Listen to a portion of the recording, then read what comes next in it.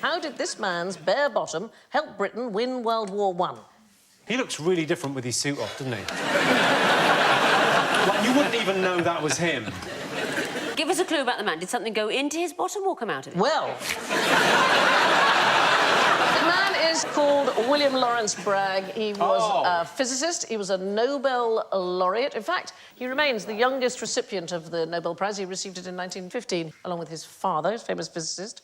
In 1915, he was serving as a subaltern in Flanders, trying to find out ways to use sound to locate enemy artillery. So one day, he's sitting on the latrine at the house where he was billeted, a tight little closet with no window at all, and he'd shut the door, and so that there was no other opening to the outside world apart from the one that he was sitting on. And he noticed that when there was gunfire nearby, his backside momentarily lifted off the seat. Even when he didn't really hear the explosion, there was a sort of a thing like this. And meanwhile, another physicist he was working with, a man called William Tucker, was billeted in a tar paper hut, and he noticed that by his cot there were just a couple of little holes, and even on a day when there was no wind, little puffs of air were blowing through. And they compared notes, the two, and the one from the loo and one from these two little holes, and they deduced that this was the result of inaudible, low-frequency sounds of artillery. And they set about devising detectors, and by 1917 it was so advanced that the Allies had a really devastating advantage in locating and targeting enemy guns. And it all came about because his backside lifted off the lavatory. This is maybe the most inspiring story I've ever heard. About the lavatory? About a men's toilet and holes in a wall. Normally, these end super differently. Yeah. Normally, it's and they had to shut down that garage. and did they have to use his specific arse on all of No, this? I didn't have to go around the whole... Oh, so there. But that's how he discovered it. There are still 40,000 outside lavatories in the UK. I'm surprised they've not all been turned into serial cafes or something. That's the sort of thing that people keep doing now, turning toilets into bars. Yeah, there's one not far from here. Yeah? It's a toilet. Turn into a bar? It's called the toilet, I think. I think he said that's the one that Where you go to the loo, God knows. You can go up in the street and do it up the side of a pub, like... There used to be a thing when people were peeing up the sides of buildings. Boys, let's be honest, boys peeing upside buildings. And talented girls. Yeah, very talented girls. Lots of London buildings had special tilted metal bars so that if somebody did pee against it, the pee would splash back on the person's shoes. The most southerly public loo in Britain is on the island of the Minkies. Here's a picture of it. It says, this toilet has the distinction of being the most southern building in the British Isles. Please use with care, as the nearest alternative is in Jersey, which is 11 miles away. It looks like those rocks are leaning against the toilet. It's like they're queuing up, doesn't it? It does look like a queue, doesn't it? They've solidified waiting. Rather than getting to business, we should do the opposite and have some fun. So I've got some Alka-Pops like this. I've got some... Look at these. There's your balloons. Thank you. I've got Fun's chocolates. Thank you. There's another balloon for you. OK. So, here's the thing. I'll drop mine, I'll drop mine. It's party time. Oh, you dropped your balloon. Jimmy's going to be a Hang on a minute. No, don't.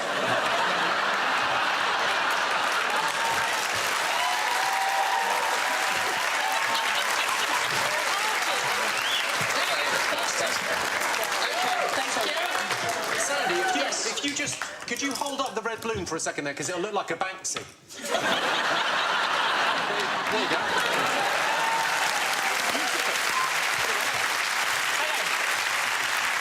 Right, so it's party time, OK? Oh, yeah. Here we go. You are driving home from the shops. You are so excited. That's good, isn't it, Colin? Well, that's me. Yeah, isn't that lovely? You're so excited that, unfortunately, you crash into a tree. Oh. Yeah. I want to know what happens to the helium balloons. Well, I'm more worried about him. What about me? Yes. What about me? That's quite If hard. the helium balloons pop and Yeah. then you ring the ambulance, they won't believe you. They'll think you're doing a prank call. That's You sound like a silly boy. Yes. Alan, what were you going to say? They're going to keep going? Which way? Up. Would they...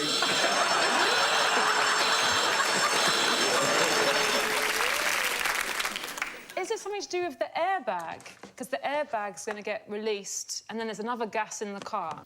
So do they fall in love? and run away together? No, it's nothing to do with the airbag. So helium, less dense than air. Yeah. All right. So everything else is going to get thrown forward. The Alka-Pops is going to get thrown forward. The chocolate's going to get thrown... They stay still. stupid show. They go down. They go down. They go backwards. They go backwards. They go backwards. They go backwards. They go backwards. They go backwards. Then, They go backwards. when you accelerate, what's going to happen to the helium balloon? Because the helium balloon's gone backwards. They They're go gonna sideways. Go the same. They're going to go Forwards. Yes, they're going to go forwards, exactly. OK, so enough party time. Let's put things away. There's a limit to the amount of fun you're allowed. There you go. OK. Animal gets the lion's share of online viewing. I don't know, but that horse looks like Donald Trump. We had a cat who used to watch the telly. He watched a documentary about urban foxes. And he watched the whole programme with his paws up on the back of the chair looking at it like this. And about 6 months later, they repeated it. Yeah. And he watched it all again. And every time a fox went out of the side, he went like that. Probably birds as well. Birds probably watch a lot of TV because they're in the room, aren't they? What about people who hang their budgie by the window so it can see the other birds outside? Yeah, that's what I Isn't that not the definition of evil? Anyway, none of this is what I wanted to talk about. Is it lions? Yes, no. Surprising. Blue whale.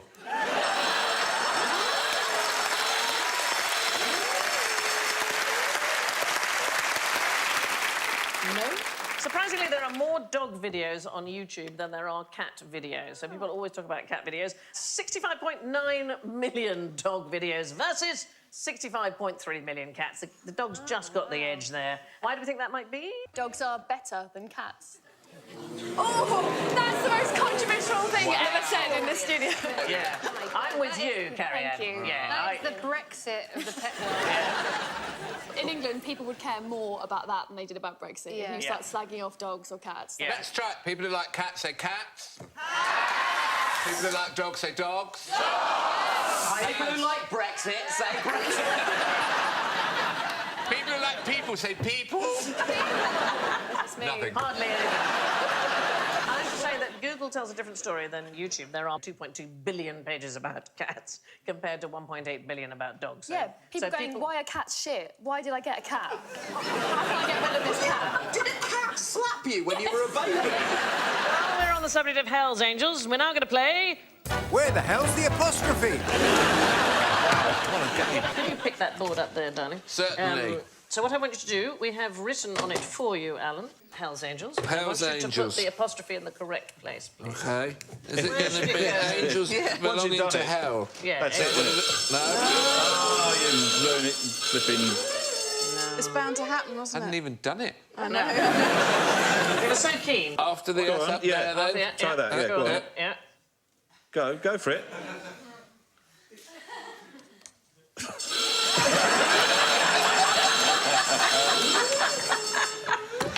Oh, I don't know, then. No, it's There a isn't trick. one. There Why isn't isn't one. there There one? isn't one. They don't want one. Oh, they don't want one. No, and who's going to argue with them, frankly? I've got off them. Until recently, they had a note in the FAQs of their official website. Should the Hells in Hell's Angels have an apostrophe and be Hell apostrophe S Angels? That would be true if there were only one Hell, but life and history has taught us that there are many versions and forms of Hell. Then people still carried on criticising them and saying it should be Hells and apostrophe after the S. And so it's since been amended, and it now says missing apostrophe in Hell's Angels. Yes, we know that there is an apostrophe missing, but it is you who miss it. We don't. That's the kind of punctuation-based rebellion that we... Every time I put on my leather jacket, I think, yeah, to hell with punctuation. Taking it to the man, one apostrophe at a time. Yeah. Setting Us a and the poor, market stall traders. setting a poor grammatical example. That's the way we roll. Hell's Angels founded in 1948. Some of the gangs that amalgamated together, one of them was called the Pissed Off Bastards of Bloomington. Maybe too difficult to get on a jacket. I think That's a lot of stabs. Really good. Anybody know where the name Hell's Angels comes from? Origin? Is it Paradise Lost or something? It's a film, actually, by Howard Hughes. Apostrophe! Apostrophe! So the American air squadrons in World War II, which is probably where the motorcycle gangs got it from, but pilots got it from the Howard Hughes film. Oh, right. Hell's Angels are fierce in the defence of their trademark. They've sued Disney and Toys R Us and so on. You can't wear back back patches in general are frowned upon. If you're at a motorcycle, if you're wearing a back patch and it's not an official registered one, you can get into trouble. Can you? Yeah. When I was young, the Coggeshall bastards were the local ones. They were so tough that they eschewed the leather jacket because they thought that was a bit effete. Oh. So they wore Pacamacs and Wellingtons on their back. That was the myth. They were so hard, their skin didn't need leather protection. Yeah. I love the idea of the sound of a Pacamac rustling in the wind. You can get good slogans. I was at the motorcycle show once and there's a T-shirt and it said on the back, if you can read this, the bitch fell off. About to post. A letter. Got it there, everyone? Yeah. Is he about to post a Movember selfie on Facebook? No, which is the most extraordinary thing. He's about to post himself. Is he? Yeah. His name is Willie Reginald Bray. He was also known as the Human Letter. He was an eccentric gentleman who spent his entire life pushing the British Post Office to their absolute limits. And he started by sending unwrapped stamped objects to himself to see how that would go. So he sent a shirt collar and a half-smoked cigar. That's him actually posting onions on the right there. And almost all of it got through without any trouble at all, so he began to experiment. He wrote to any resident of London. There it is, any resident of London. Sadly, that was rejected, insufficiently addressed. But he did get his mother to crochet the address, and that was accepted. And he also wrote the address in mirror writing, and that was also accepted. And then, finally, he sent himself through the post and shipped himself to his father, and there's his rather irritated father receiving him. Then he decided to build the world's largest collection of autographs. He wrote to the Reichstag in Germany. So many times there's a letter back from Adolf Hitler's office. Please, can you stop sending letters? The Fuhrer's quite busy. What if that finally pushed Hitler over the edge? Yeah. As I say, a lot of them these days very different. A very different country. Yeah. Just keep digging that hole there, Richard. It's not a hole, it's a trench. I'm just saying keep an eye on them, that's all I'm saying. Right, moving on. Which ferocious beast is the world's most successful hunter? Wait, hold on. What is happening? Is that Philip Green? It looks like you've gone to a fancy dress party dressed as Captain Mannering. It's terrifying. So, most ferocious... It starts with an O. What ferocious beast is the world's most successful hunter? What, starts hunter. with an O. Because hippos are really dangerous, aren't they? It starts with an H. Oh, yeah. Orangutans.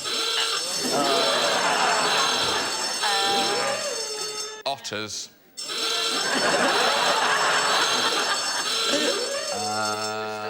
Ostrich. No, it's...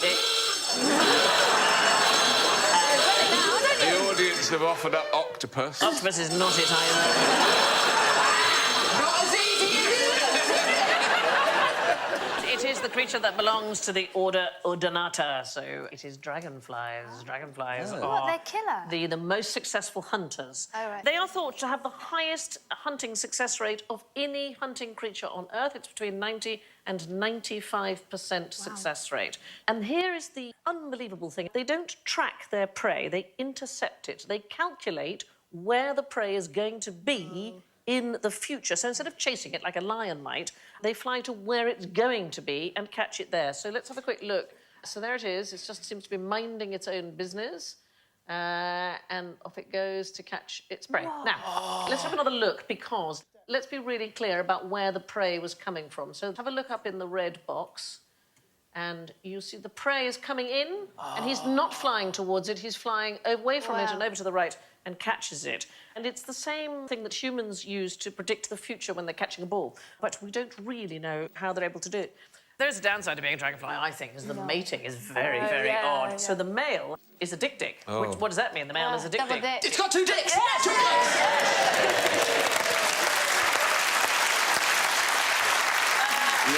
Well done, Nish.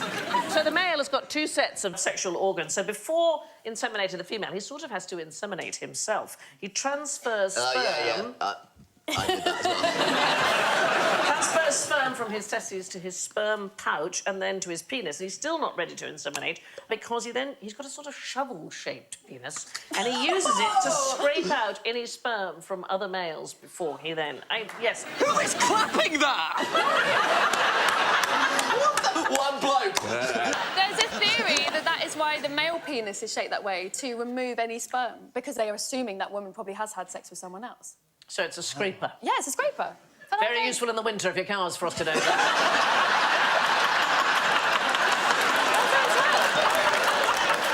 I could do a wing mirror.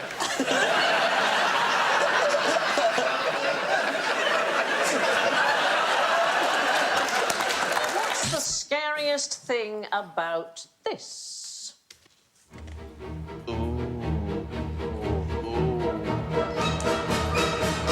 Isn't that incredible? What is the most scary thing about it? The teeth.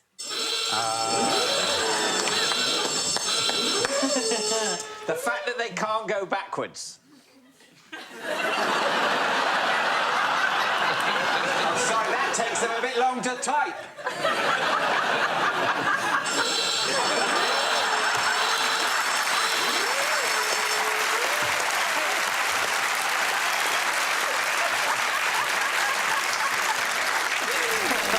Scary is subjective, really, isn't What it? is the scariest? Well, our perception of sharks is apparently shaped by footage in nature documentaries, which tends to be accompanied by ominous music. So the thing that really scares you in it is ominous music. So they did a study at the University of California, and they showed 3 clips of sharks to participants. So the one we've just seen with the ominous music. Here's one with silence. Hello, my friend.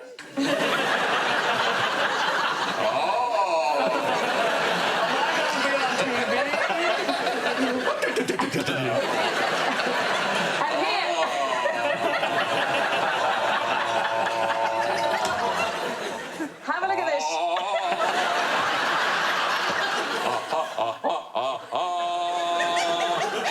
Do you know what? There's a whole show for you, Alan. In just doing fish impersonations. We had the trout faking her orgasm last series. We've done that.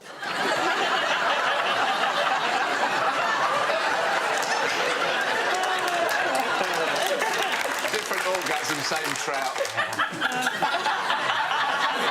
Can you do shark who then has an orgasm? Can you combine?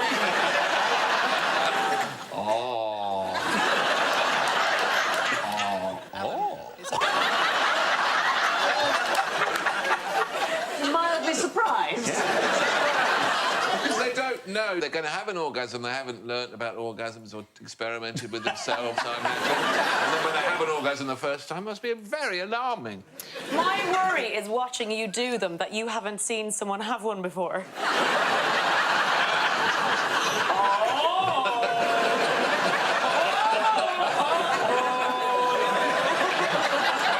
When they do it for the second or the third time, then they're much more...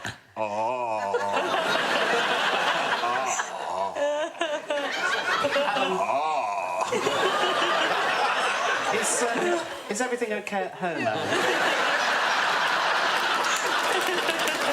Anyway, let's have a look at the same clip with uplifting music.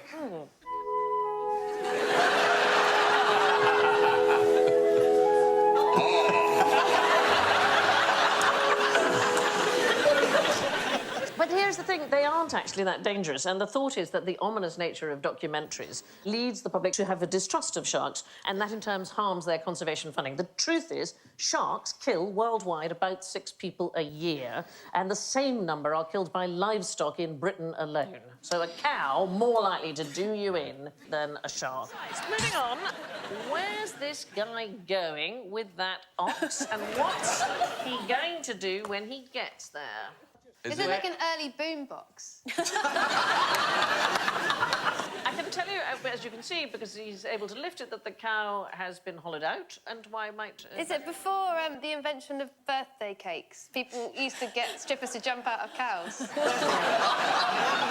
Yes, it's that. Not at a Hindu wedding. I hate to say this, but if someone's inviting a stripper to a wedding, that wedding...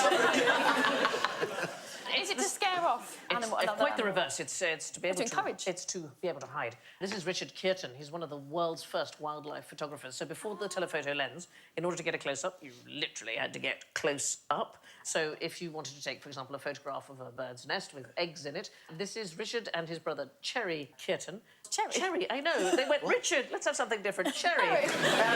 Richard and Cherry, pioneers of wildlife photography, they bought an ox from a butcher. They got a taxidermist to hollow it out, and they hid themselves in the ox with a lens sticking through a hole. And one day, apparently, Richard fainted inside the ox, and it fell over, and his brother... That's brilliant. That's so good. Cherry turned up an hour later and took the photo before he got his brother out. They more or less invented professional nature photography. Their subjects range from everything from flowers in the Yorkshire Dales to lion hunts in Africa. And before them, most nature photographs were stuffed animals placed in natural surroundings. But you can see they abseiled down cliffs. They had those astonishing fragile box cameras slung to their backs. He's hot. Like, I'm not going to... Come on. You think? Yeah. Cherry Kearton became the Attenborough of his age. He moved into wildlife documentaries. Here, from inside the ox. Lots of words called orphaned negative. So these are words that have the opposites, but nobody uses them. They're now obsolete. So what would be the opposite of ineffable? Effable. Effable, but nobody ever uses as a perfectly good word, isn't it? I've heard people say that. Effable, it's not effable? Oh, he's got nice trousers on today. He's totally effable.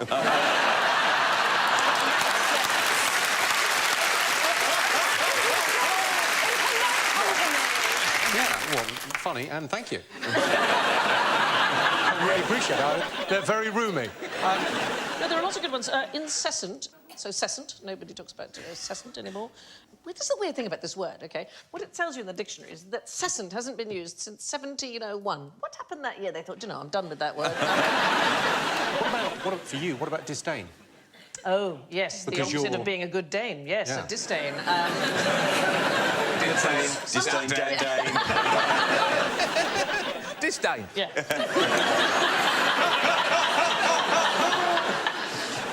Innocent?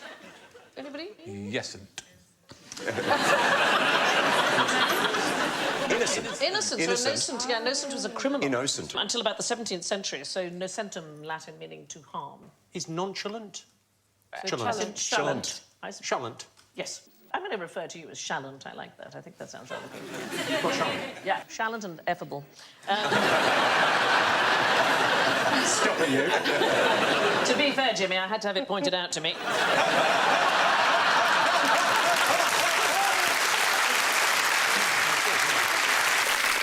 Inflammable? Oh, I hate... Inflammable and flammable. Same thing. It is exactly the same thing. It's not an orphan negative at all. In fact, the opposite of flammable is non-flammable. Explosive. I beg your pardon? Just reading. Oh, explosive. It used to be inflammable because it comes from the Latin inflammare, but they adopted flammable deliberately in the 20th century because, honestly, inflammable seemed ambiguous, so that is one of the reasons why we now say flammable and then non-flammable. Right. Anybody know what a contronym is? Oh, so it's like, so got synonym? Yeah. Antonym. Antonyms, yes. So it's a word that is also its own opposite. So screen, which means to show, like screen a film, and screen also means to hide.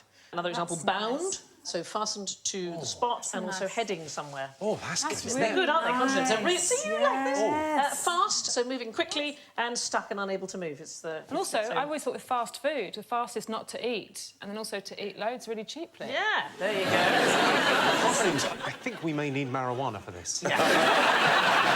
It looks to me like there should be a conversation that happens at, like, yeah, man, fast. Yeah. But no, man, fast food. I love that your impression of someone on drugs means you've never taken them. Antigrams. Anybody know what an antigram is? It is the opposite of a gram. So these are words where if you do an anagram, the anagram itself has the opposite meaning to the original word. So Impossible. Yeah. Dormitories, tidier rooms is one. There's one. Customers, I like this one. The anagram is store scum. Oh,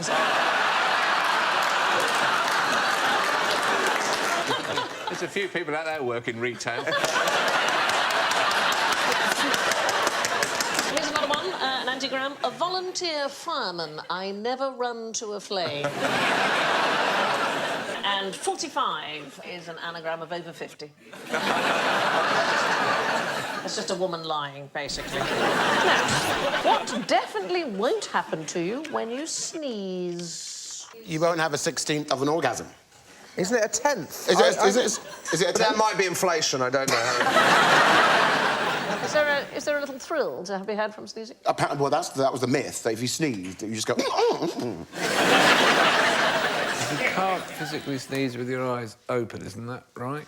Yeah, well, we did say that sneezing with your eyes open can't make them pop out, but in fact, that is not entirely correct. If you have something called floppy eyelid syndrome, a sneeze can, in fact, force your eyeball out of your socket. And we're all going to have a go.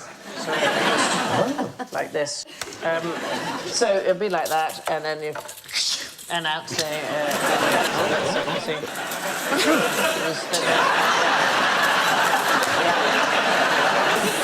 So there's a technical name for it. So if your eyeball actually pops out spontaneous...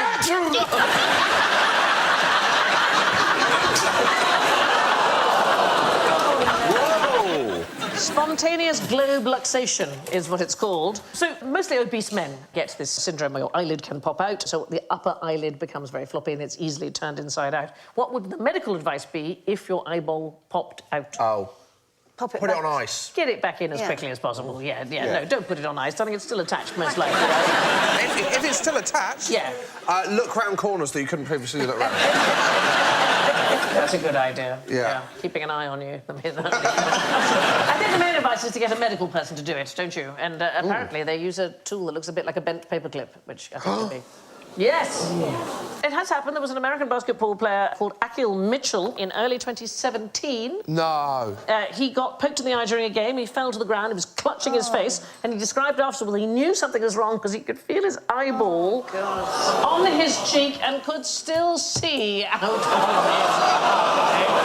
Oh, my God. Have they popped it back They in popped all back. right? He's absolutely fine now. Can you just do it with your finger? Do you need the paper? No, you do, my clips advice in? is to... If it Honestly, happens... this is a moment for a doctor.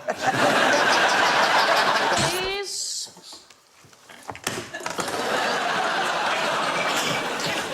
Now, which king appeared on the first British Christmas stamp? George V.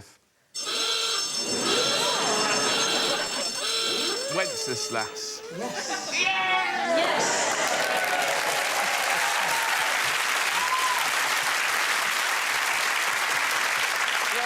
Right, so in 1963, the then Postmaster General was Tony Benn, and he launched a competition in conjunction with Blue Peter and the Post Office to design Britain's very first Christmas stamp.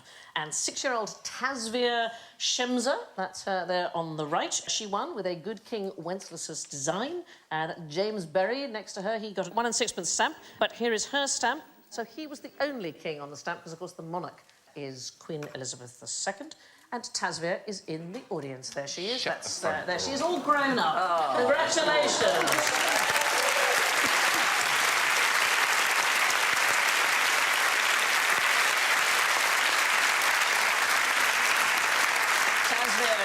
That's the longest round of applause we've ever had for anything. I love your stamp. Tasvia, was the picture based on anybody?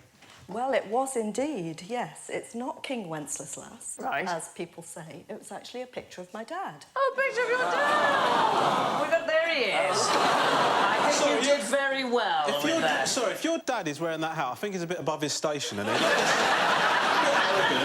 I love about this is the stamp was issued in 1966. So, in fact, Daleks, which were introduced in 1963, are an older Christmas tradition than Christmas stamps here in the UK. How might the CIA win the Cold War with this? OK, so I've got one for each of you. You should have one sitting there. Yes, So we do have it is like the old arcade game. So one of you presses the things to try and fox the other. That's it. And one of you has to grab it. There's no point just... That's it. Grab the thing.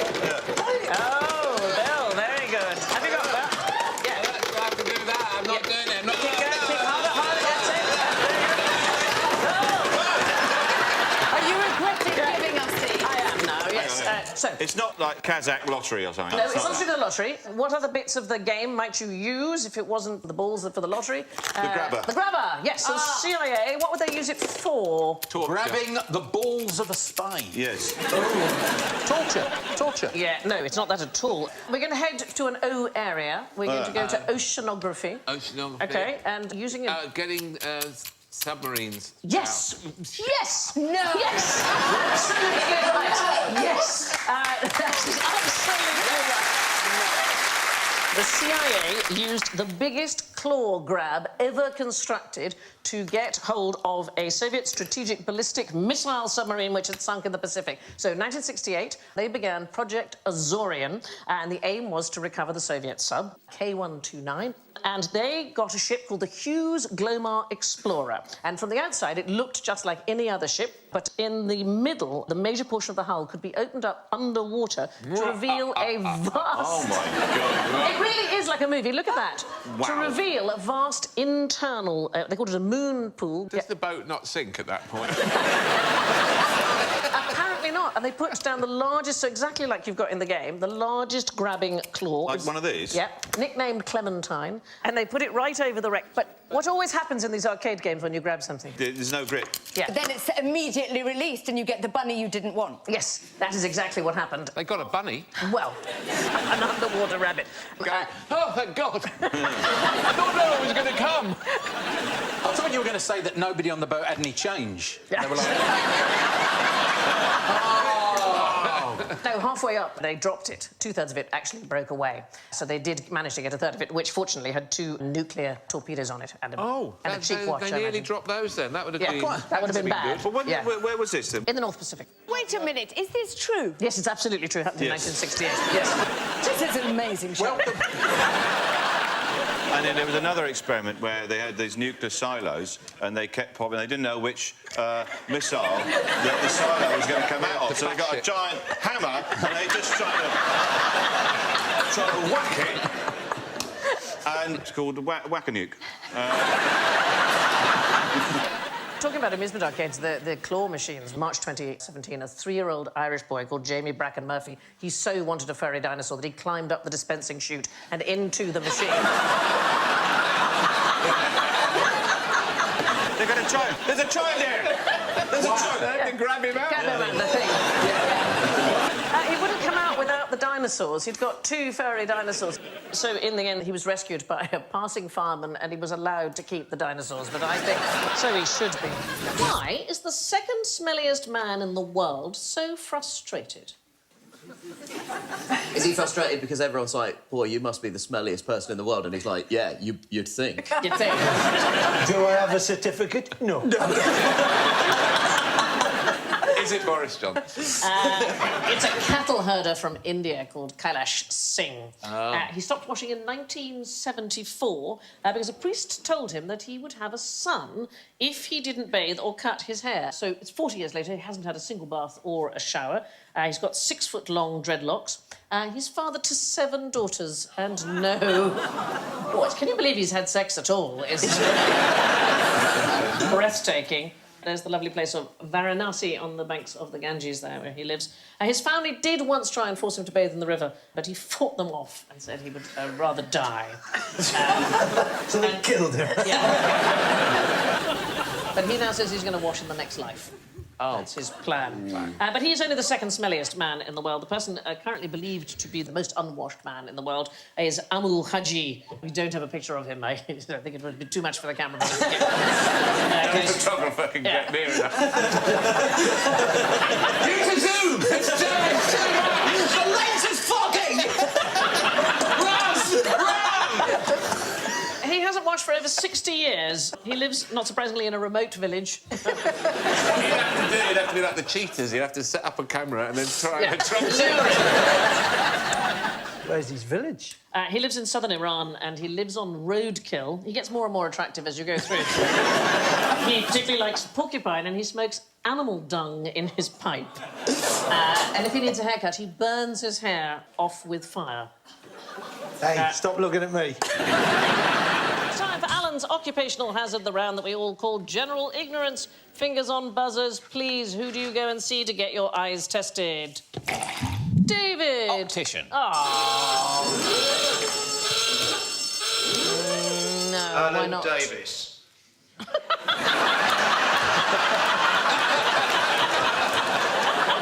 Optometrist. Yes, so the optician dispenses the glasses and the optometrist is the person who actually tests your eyes. You can be trained as both. So if you might have an optician who's also an optometrist, that is possible. An optician who's also an optometrist, that's a TV show I'd like to watch.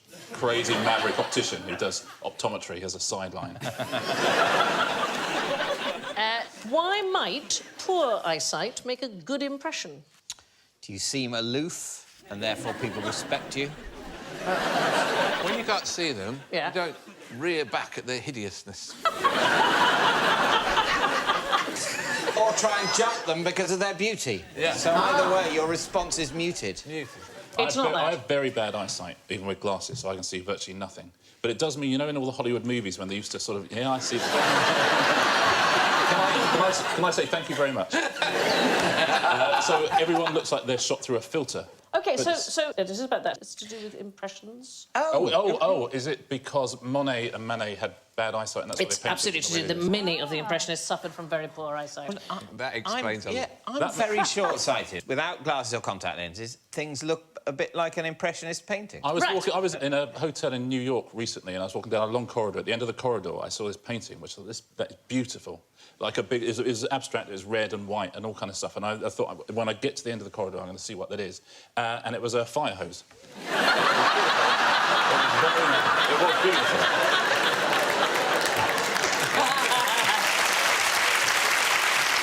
That would be a thoroughly irresponsible painting to hang in a hotel. It would be.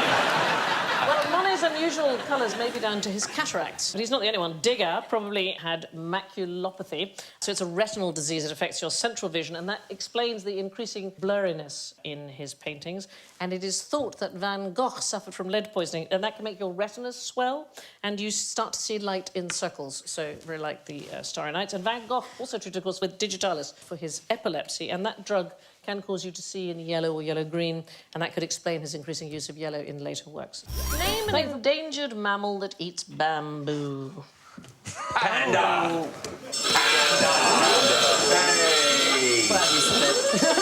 Yeah. No, not so. Why, Bill? Any idea?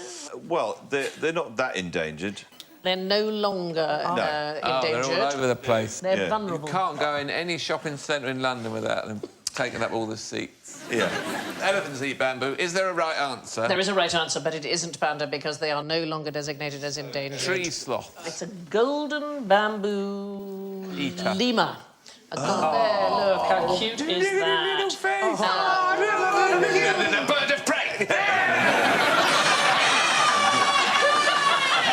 There's only the two of us left now. I'm the World Wildlife Fund. Stop eating the bamboo! That's what I can say!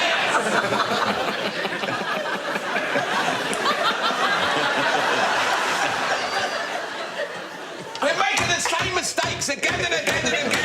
We need to adapt to new habitats. Shut up, I'm eating all the bamboo before the bird comes back. I love bamboo. I bloody love it. You can do so much with it. You can grill it. You can fry it. You can make scaffolding out of it for building a lemur It's house. a very flexible plant. Everyone knows that. You can make a xylophone out of it, for There's God's loads sake. of it. Why are we dying out? We should be thriving. We're not having enough sex. It doesn't really look like bamboo, though. I mean, it looks like he's crimping the end of a joint. Yeah, just crimp it. Here we are. That's it. Right. OK, come on, everyone. The Camberwell carrot. Yeah. That's why they're dying out. They're just not doing anything. Best job ever, I think. In 2014, China's giant panda protection and research centre started recruiting panda nannies. Oh, my. Oh, my gosh. You get paid the equivalent of £28,000 a year. You get free meals, travel accommodation, and you get to hug pandas all day. What are any of us doing with our lives? Some basic knowledge of pandas is required, as well as the ability to take pictures. The work has only one mission, spending 365 days with the pandas and sharing in their joys and sorrows. No. I don't think they have any joy Yeah, or sorrow, what do are- they? what are they're panda sorrows? They're just pandas, aren't they? I like the little one in the middle. I may be small, but I'll take any of you. I can take on any of you. These are tough ones. They're about to drop that one. And ready, go!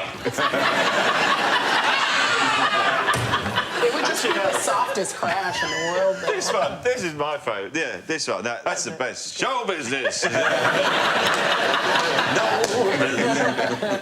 Panda with jazz hands. You don't see that very often. For a question on job openings, what will be the first occupation done exclusively by robots? Oh, I hope it's not people on panel shows, otherwise... I would think something like surgery. OK. Which kind of surgery? Keyhole heart surgery, maybe something like that. Or brain surgery, where they can be incredibly precise. So I need to go to the other end? It would be anal surgery. Wiping arses. You have to try and imagine that you are training to be a proctologist and you need to, at some point, have a look inside a rectum. That's going to be your basic training gown. Until recently, the UK has had only one registered rectal teaching assistant who travels round the country visiting medical schools and offering up his rectum to students. Oh, no, Sandi. Yes, oh, yes. That somebody says, It's I'll a job. do it. Yeah. Leave that with me.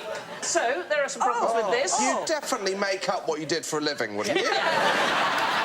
There are a few problems with this. First of all, the strain of training an entire country of doctors with one rectum, I think, is quite a thing. And then the problem with using a real person is that the professor who is teaching you can't really tell if you're doing it properly because they can't see what you're doing. Sorry, can I just... Sorry. For the profession of proctologist... Yes. Everyone in the country is using the same person. You can see the problem with this, can't you? So, do you apply for it, or does it... Well, they only got one applicant. It's been a problem, so Imperial College have come up with a robotic rectum. So this guy can go home and sit down. There are tiny robotic arms that apply pressure to a silicon rectal passage, and then the hardware can be changed to different levels of difficulty. You can change the size and shape of the rectum, can change the prostate. And then eventually you get to a boss fight at the end. And each one of these arseholes costs £25,000. Oh. Yeah. Wow. So once the current rectal teaching assistant retires, we will go from a workforce of one to a workforce of none, and there will be just robots. My arse definitely needs a good looking at. I've been wondering what to give as a prize this evening. My husband home for our first Christmas together. I got so self-conscious about all the things that my family do at Christmas. What do you do that's a... Well, we have a set of bells that we sit round... We each have a different... Everybody... OK, we've got a set of bells. Yeah. There's 8 bells. Right, how many of you? Full octave. Well, there's only 4 of us in my family. Oh, 2 bells each? Yeah. OK. But then now my husband's joined. Oh, no! Yeah. Oh, No, that's good. That's another person, yeah. Right. That's another person. I'm glad you recognise him as such. And then about 1987, my mum wrote out loads of Christmas songs on sort of boards with all the bell numbers. Right. And we just do that for about 2 or 3 days. We had a similar thing. When Mum and Dad's friends would all come over, like Sri Lankan friends. They would get drunk and then they would turn over, like, bins and stuff like that and then start banging on them and singing, like, old traditional Sri Lankan songs. Is that true, Shanti? Is that true? Yes, it's very true. It's true. You don't... Checking everything you say, Ramesh. Yeah. Confirmation, please. Keep from hell. Can we have confirmation that he's telling the truth? Got this horrible, judgmental Wikipedia sitting there. Checking all your games. Yeah, well, that's true, Sandy. Don't worry, you can carry on with the anecdote. Off you go. Someone from Holly's family going, there's a load of shit about the bells. There are 16 bells, you lying cow.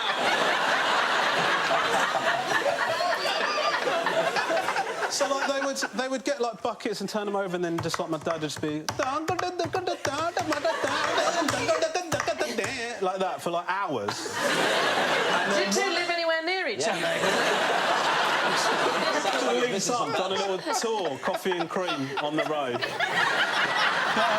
But then, one Christmas we did that, and then the next morning we took the blanket off the budgie cage and they were dead. Had you beaten the birds to death? No, they just didn't like Sri Lankan music. I think your mum thinks that's not true. I've never had a budgie! Just really racist budgies. How can I persuade you to do what I want using only my thumb? Well, I think of a couple of possibilities. Just... Yes. No, I've got nothing that isn't Phil. Nothing? No. Nothing that isn't Phil. It's known as the thumb of power, and it's a hand gesture used very widely by modern politicians when they make speeches. Oh, it's to stop you doing this, isn't it? To stop you going... Yeah. But apparently it's more powerful. Don't do that because people don't like it, but if you do that, you look like you're a powerful person. Yeah. Never do that as a politician. No. There's a science of oratorical hand gestures, and it's called chironomia, and it was set out in precise detail in 95 AD, so a really long time ago, Quintilian's Institutio Oratoria. It says here, one of the commonest of all the gestures consists in placing the middle finger against the thumb and extending the remaining three. It is suitable in the statement of facts, but in that case the hand must be moved with firmness and a little further forward, while, if we're reproaching or refuting our adversary, the same movement may be employed with some vehemence and energy, since such passages permit of greater freedom of extension. I tell you who does this. Yes. I think Paulie Walnuts and The Sopranos. Does he? And Spider-Man. But the study of oratory and rhetoric dates back a really long time, and there's all sorts of rules about classic rhetoric based around the rule of three, which is the same as in comedy. So, Tricolon, I came, I saw, I conquered, or Veni, Vidi, Visa, I came, I saw, I shopped. Molossus, so that's three stressed syllables, yes, we can. And epizeuxis, so location, location, location, when you repeat the same word over and over again. But it hasn't changed, it hasn't changed. So you get ethos, logos and pathos. Those are the three modes of persuasion. So ethos is how you establish the credibility of the speaker. So watch QI, I'm on it. Logos, you present the logical argument, watch QI, it's really good. And pathos, appeal to the emotions, watch QI or we shoot this kitten. I'm just using it as a rough example. There have been manuals about how you gesture since there have been speeches.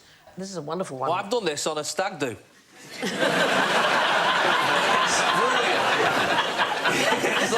It's all football, it's called. It's a right laugh. 12 of you, boom, boom.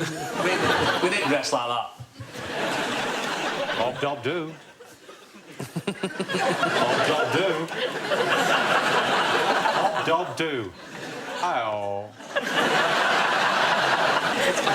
I think he might be learning the Macarena. Fairly sure. And politicians can't help but use them. My favourite example is Richard Nixon. On the day that he was made to resign as president, that's what he chose to do as he left. He clearly hadn't got the message, it hadn't gone all that well. I think I could play a young Nixon. Yes, actually, that's slightly terrifying, isn't it? And Angela Merkel always held her hands like that. In fact, in Germany, it's known as the Merkel Raute, the Merkel diamond. That's just how she always holds her hands. And Trump also, lots of signature hand signals. When Donald Trump took to office, little did he know.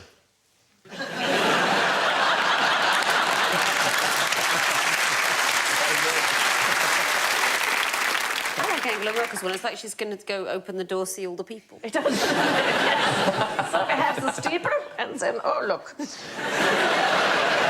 Oh, there's no British people. But don't you think, Victoria, when you have your photograph taken, it's awkward to know what to do with your hands, isn't it? If you're a woman, especially, you can't sort of put your hands in your pockets, can you? No, yes, terrible. I've read things that say, you know, if you put one foot forward, you look thinner. I like the idea of the 1 foot forward. Just do that. Always just do that. Why is that? Because people will always remember you. Doctors, what's your diagnosis here? He's fallen asleep on a stag do. He was running a circus school. The world's Students worst. hated him.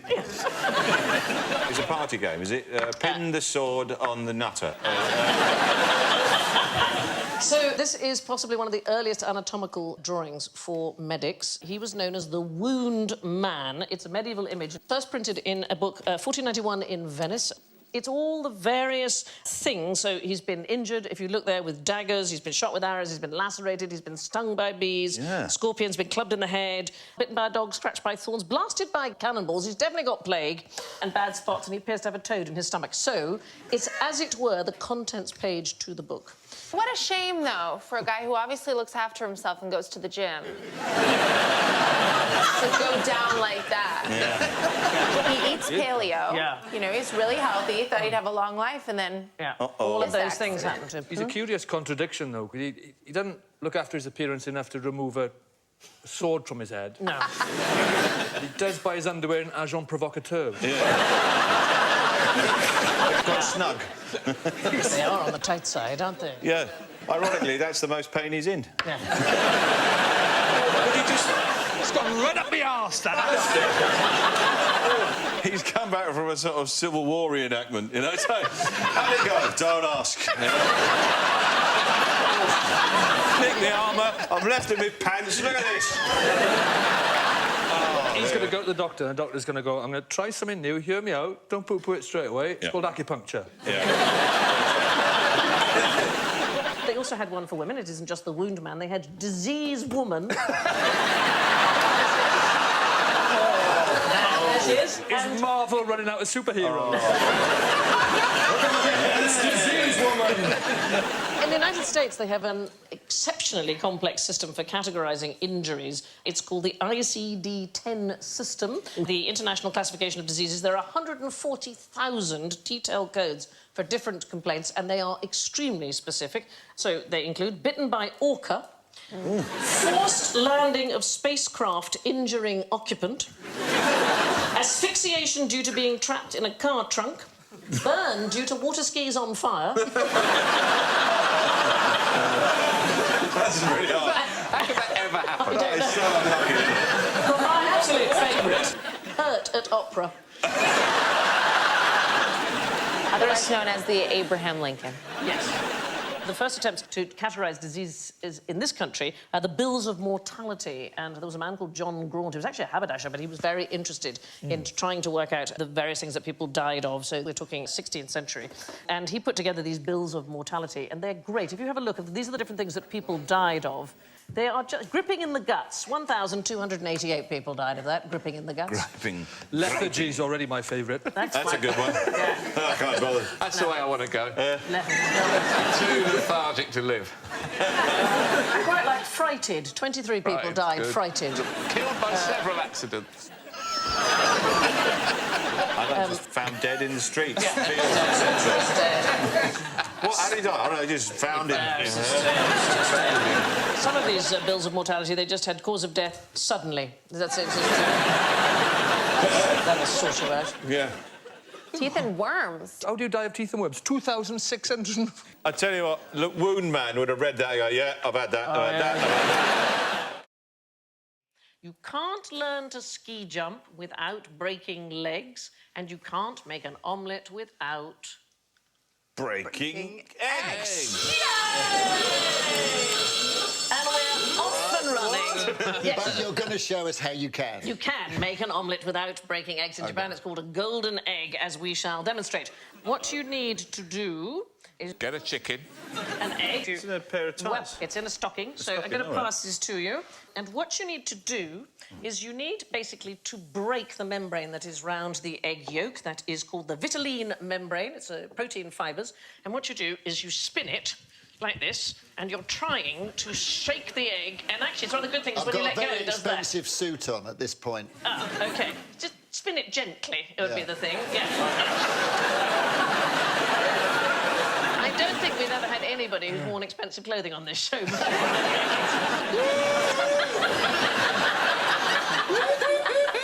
It's a really cheap children's toy, isn't it? Have you broken yours?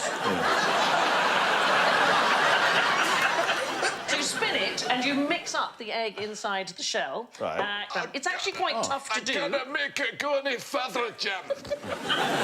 And then you boil it. And it will, when you remove the shell, it will reveal that it is an omelette. I mean, some people would say it's more of a scrambled egg than an omelette, but Escoffier's definition, in a few words, what is an omelette? It's really a special type of scrambled egg enclosed in a coating or envelope of coagulated egg and nothing else. So our version ought to qualify. That's what a man looks like. That's a bloke, isn't it? In tights. Actually, we could ask Grayson, is this what a man It's looks like? Grayson, I'm so sorry. If my skirt was any shorter. Yeah. Let's have a look at the below the desk cam. Oh, there we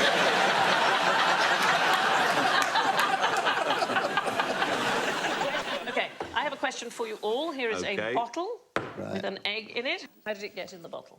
It's one of those tricks you read about in old encyclopedias, isn't Yes. it? Yes. What do you think it is? So you can't plunge that in a pan of boiling water and then somehow extricate the shell. So if I have another bottle, you can see that the egg... Oh, I know how you do it. Yes. You take all the air out of the bottle and it sucks the egg in. So the way you do that is you're going to light. Let me show you. Do you want me to play some music or something? Yeah. Can you light that, darling? Dun, dun, da, da, da, da, da, dun. Dun, dun, dun, dun, dun, dun, dun, dun, dun, dun, dun. Brazil. Oh, well, it's doing it. It's like trying to get into your jeans, isn't it?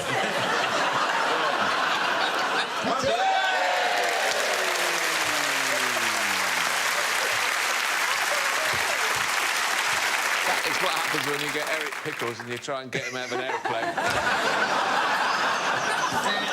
We've overbooked the flight. You're going to have to... Actually, no, you can stay. You've got to 30,000 feet and over the door.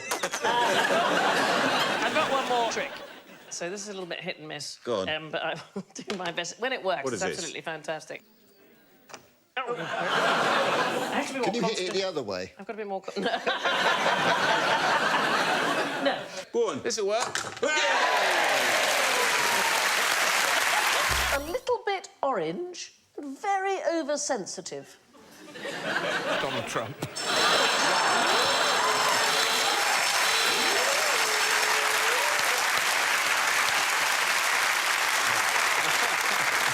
Someone had to say it. So, Callie, I might be looking at you. Something to do with being ginger. Just to do with being red-headed. So, are there any particular characteristics that are more associated with redheads? Fiery. They're fiery, We're very aren't they? attractive. Very, very attractive. The fact is, multiple studies have shown that redheads are more sensitive to pain than the rest of us. So, unfortunately, you are more susceptible Do you know, to though, I pain. think there are studies that say the opposite. I'm just saying, I've also seen studies that say we've got a higher pain threshold. Well, they worked out that typically 20% more anaesthetic is needed by a redhead. And the way they worked this out, researchers administered electric shocks to redheads while giving them increasing amounts of painkiller until they stopped feeling pain. And the reason is that having red hair is usually caused by a mutation on a gene called MC1R, and that is also involved in pain modulation. It explains why redheads are twice as likely to avoid going to the dentist as the rest of us, because we feel more pain. I don't believe any of this. I don't want to pry in the face of QI, but I don't believe it. Fair enough. Where do you think the most common red hair gene first appeared in the world? Where's it come from? Scotland. Ireland.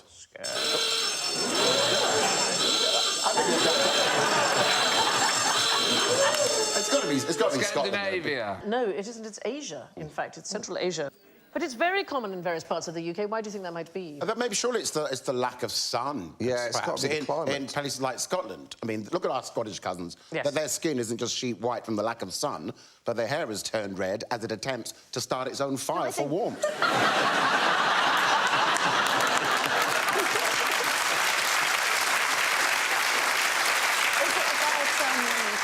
People desperately wanting to procreate with other ginger people because we're so deeply attractive. The fact is... The fact is, it's a recessive gene, so it excels in relatively closed communities. I'm afraid it requires a level of inbreeding. That's the truth. My friend, she's got red hair and she went on holiday to Philippines and people were stopping her in the street to have their photo taken with her. Because they They just couldn't believe that she existed. Thought she was a celebrity. I was in mainland China for the first time ever doing gigs, and I could not tell you how many people stopped me in the street asking to take a selfie with me, right? I mean, it was as though they'd never ever seen a tall person before. So can you imagine if I was ginger as well? They'd be carrying me out the building. Obviously, I don't speak Mandarin or Cantonese. I'm in a packed lift in China, all these people, and not even a joke, and the only phrase I could decipher was this: pube head. You absolutely need to put that on your posters. I think there's What's this all about? Disgrace, dangerous, not a very edifying spectacle, wretched women. Is this about women on panel shows? Ah, yes. Only last year, in fact, I think. Horrified. Yeah, it's been horrifying to be here. So, panel shows, it's to do with games of some kind? Is it women playing sport? Yes, women doing sport. It was thought to be one of the most shocking things in the world. These are descriptions of the women's 800 metres at the 1928 Olympics, OK? So women had been allowed to compete in the track and field events for the very first time, and the media reported that it was a disaster. According to these reports, out of the 11 runners, 5 collapsed before getting to the end, 5 fainted at the finish line, and only 1 was still standing, and she passed out in the dressing room moments later. Some of the women took 15 minutes to regain consciousness. Those who hadn't won sobbed hysterically, and as a result, the 800 metres race was deemed to be just too injurious to these women, and it was dropped from the Olympics for 32 years. You can see here the German Lena Radke winning and Japan coming second. She must have an early iPodding, because she's doing something. In reality, there were 9 women runners. They all completed it. No one collapsed, no one became hysterical, and 6 of them beat the existing world record. So, was this in the mainstream British press? I know, it's shocking to think that the press might ever tell you something that's not... Please don't tell me it was in the Murdoch papers. This wasn't the first Olympics women competed in, though, was it? They'd competed before. Only in some sports. So the founder of the modern Olympics, Pierre de Coubertin, he vehemently opposed female participation. He absolutely wasn't having it. That's Rowan Atkinson.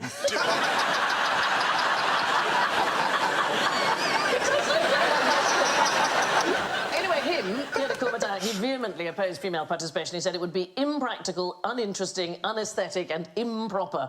He said women's primary role should be to crown the victors, since they were, above all, a companion to men. But you're absolutely right. They had been allowed to compete from 1900, but only in 5 sports, and they were considered the kind of easy... Sewing? Sewing, yes, was a big one. It was tennis, croquet, golf, sailing and equestrian. And the women got fed up with this. So in 1922, they held their own Olympics in Paris. 20,000 people attended. There were 18 world records set. One of the more unusual events is that one on the right, is the two-handed javelin. And athletes had to throw once with their right hand and then once with their left hand, and the score was the combined distance of the two. So sort of ambidextrous javelin. Yes, and then your teammate had to catch it. Yeah. I wouldn't want to be the one who had to measure it when people were throwing the javelin left-handed. It's one of the great incentives. Is that 2 together? That's getting the javelin and throwing. It is. I would think it was quite tricky. Yeah. I think she's going too far up that one. I think that's One of the reasons why women wanted to take part in the Olympics was the incredibly restricted clothing that they wore in the traditional games. So up until the mid-1900s, female swimmers had to wear blouses and bloomers in the pool. They used to play tennis in dresses that covered the ankle and multiple petticoats and corsets and so on, shoes with heels. But I think that's why it took so long for women to get involved in sports, because I run and it's all about 2 bras. Yeah. Nothing should move. Because otherwise, honestly, take your eye out. Yeah. Yeah, I feel like giving tips out at race days, sometimes to middle-aged men, to be honest. Are you most likely to come across a UFO? Yes, Milligan. In the sky?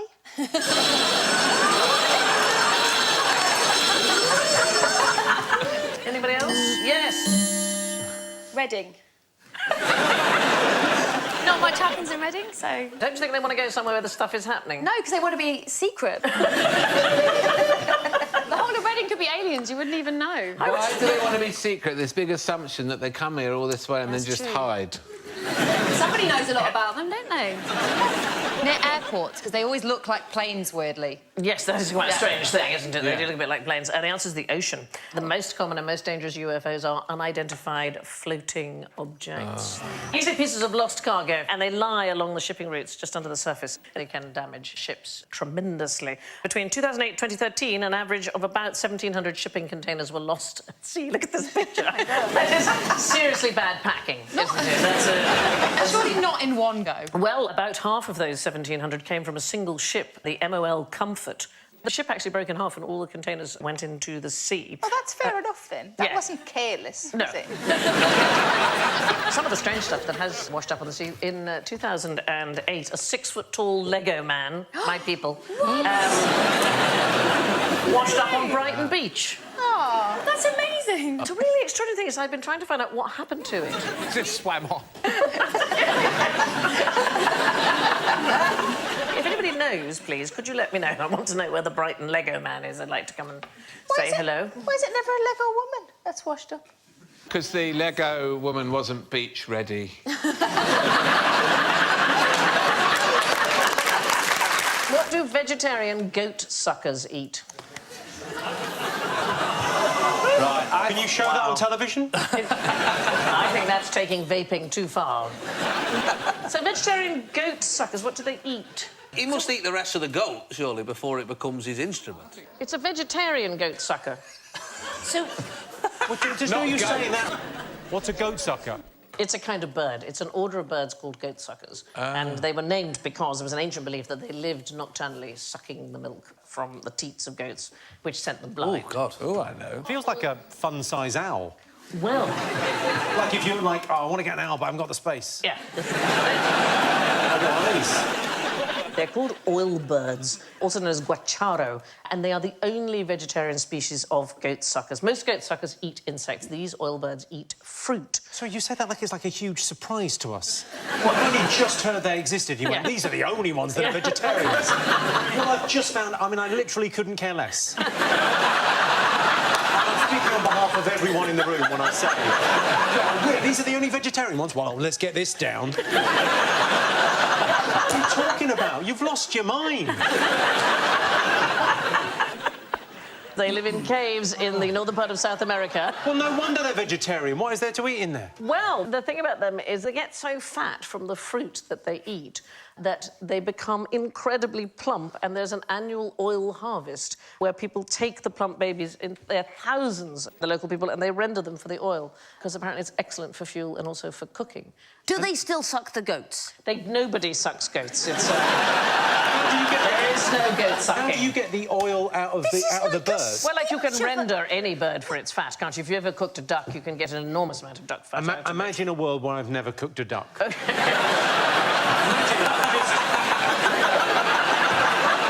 I mean, it's like, I don't know, we're not really on the same wavelength here at all. I remember when Sandi had a breakdown on television and she was talking about goat suckers. and then we just gave up. We asked about 3 times, what has this goat got to do with anything? And she just went, oh, it's a bird.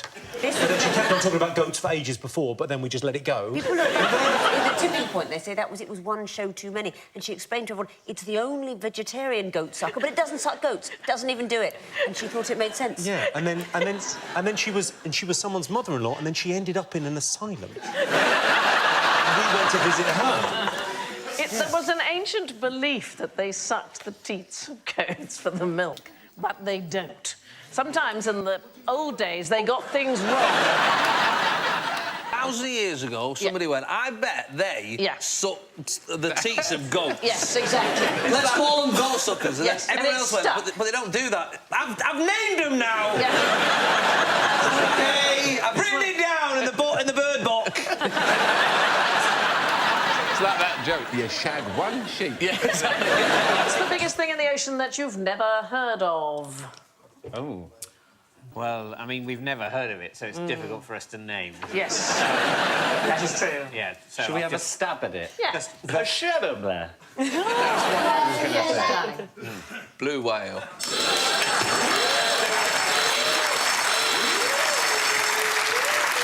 They're astonishing, up to 98 feet, 170 tons, but I want one you've never heard of. Row your boat red whale. It's called the ocean sunfish, the common molar. It is essentially a giant head covered in mucus. We've all been there. I went scuba diving one time in Australia, and when I got back on the boat, the pilot of the boat said, "Got a little bit of in your mask there, mate." And my mask was full of snot. I mean, it was an extraordinary amount of snot that I couldn't understand that had been in my head in the first place. So you were like one of these? You were like one of these? Yes, I was. It's covered in mucus. Covered in mucus. They spend most of their time sunbathing on the surface of the ocean. One of these adults can literally weigh a ton, and they grow to be 60 million times heavier than their larvae. So that would be like a human baby becoming an adult the size of 6 Titanics. They have a grey, round body and rough skin, feels a bit like sandpaper. The Germans called it the Schwimmender Kopf, the swimming head. And they apparently have a permanently surprised expression. They have a mouth that never really closes. And they're very docile and very curious and friendly. Tierney Thies, who is the world's leading expert, describes them as goofy. She says that when she goes to try and tag one, they stick their fin out of the water and wave, like going, "Hi, I'm over here." The middle one looks like he's about to start a fight on a night out. He's like, "Oi, oi, Apparently, they're just not aggressive in any way. There's only one human death attributed to a molar, and that's a man who was accidentally flattened by one leaping. What size are they then? About 6 foot by 8 foot, but really it's like having a car come at you. It's like a sort of Cadillac. God, they are big, yeah. Where would you find one? Isle of Wight. Yeah. In fact, the Isle of Wight is one big one. They like it warm, darling. Right, warm. You're not going to find it around the British coast. They're very strong swimmers, and they can dive down to a fantastic depth, 2,600 metres. And the females produce as many as 300 million eggs at a time, but only 2 survive. Oh. Yeah. No. We feel bad. We're invested now in the motor. It looks like it's not finished. I think it's chopped a bit just off. Squeeze it in at the bottom there, that'd be fine. It's like the good Lord went, that'll do. Yeah. Unfinished sculpture of a fish. Yeah. The biggest thing in the ocean that we'd never heard of used to be the molar, although now we know about it. That title will have to be passed on to something else. I have 4 occupations for you. Deirdre, you are a sewage diver. Richard, you're the Queen's bagpiper. David, you're an ornamental hermit. And Alan, you're bailiff of the Chiltern Hundreds. Which of you has got a real job? The Chiltern Hundreds is a real place. Yes, but is the job a real job? It's an anti-job. It's what you get when you resign as an MP. You join the Chiltern Hundreds. So it's not really a real job. So 1624, they passed a law saying that nobody can leave Parliament. And it stems from the time when people were elected against their will. So sometimes local gentry were made to join Parliament. They didn't really want to. And the law says technically you have to die or you have to be voted out or you have to go and work for the Queen or something. So if you want to retire, you apply for a fictional Crown office called the Steward and Bailiff of the Chiltern Hundreds. And there are some people who have, in their time, Look been at Tony stewards. Blair pretending to drink wine. He brought an empty glass to his lips, and now he has filled it with his special liquid.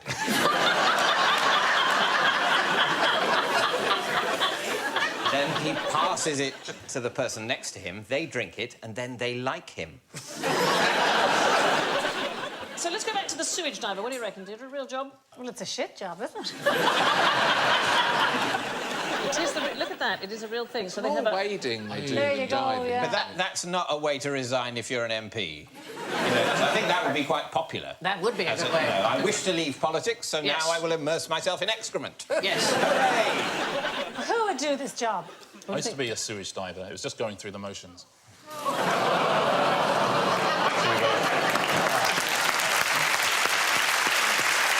Well, there are sewage farms, and they have sort of moving parts, and when things get stuck, they're fitted with air pipelines, so you have to dive in and climb down to fix them. Oh, Fitted with air pipelines. I would hope so. Yes, Just take a deep breath and go for it. I would have thought the worst job is the person who has to clean the suit when they get out. I don't know. I think I'd go...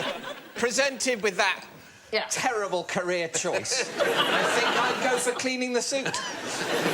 What about Queen's bagpiper, Richard? Is that a real job?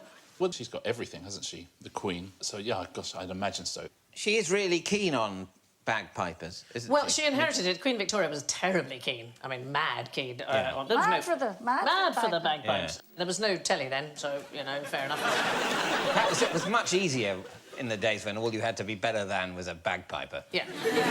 9 o'clock every morning, he plays for 15 minutes underneath her window. Oh, no, he doesn't. Well, he's been told it's her window. Who knows what she... They play 50 minutes every day at Buckingham Palace, Windsor Castle, Balmoral or Holyrood House. They don't play at Sandringham. Anybody know why? Because she needs a break. That's the Christmas one, isn't it, Sandringham? Yeah. Well, apparently it's because there isn't enough accommodation. Sorry, we just don't have the room No. for the bagpiper. One of the things they say... It's a kind of anti the Christmas story, isn't it? Very unstable.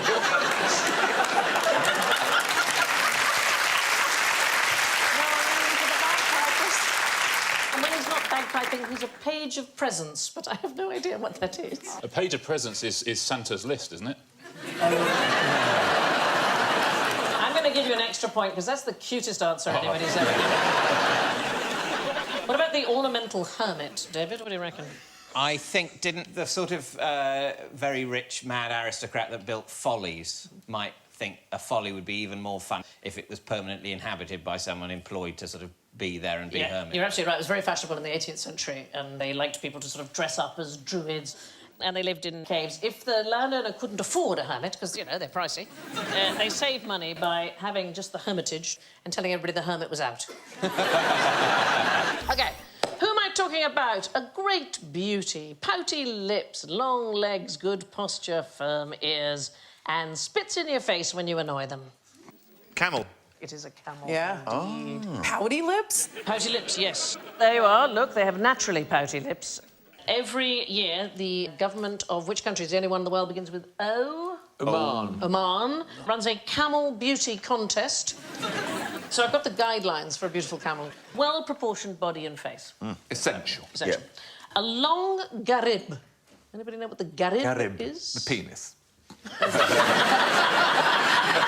Is it their neck thing? It is the area between the hump and the neck. It's called the garib. Okay. Long body, firm ears, pouty lips, broad cheeks, big whiskers, a long straight neck, long straight legs, and fur shimmer. Shiny coat, Yeah, yes. and the most important thing is it's got to be large. There are no hybrid breeds, no fur dyeing, colouring, tattooing, that kind of thing.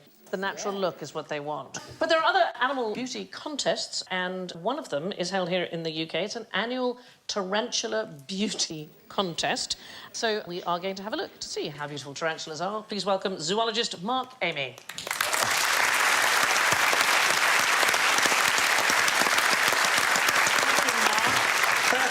Now, here's the thing, is that we don't in any way want to upset the tarantulas, obviously.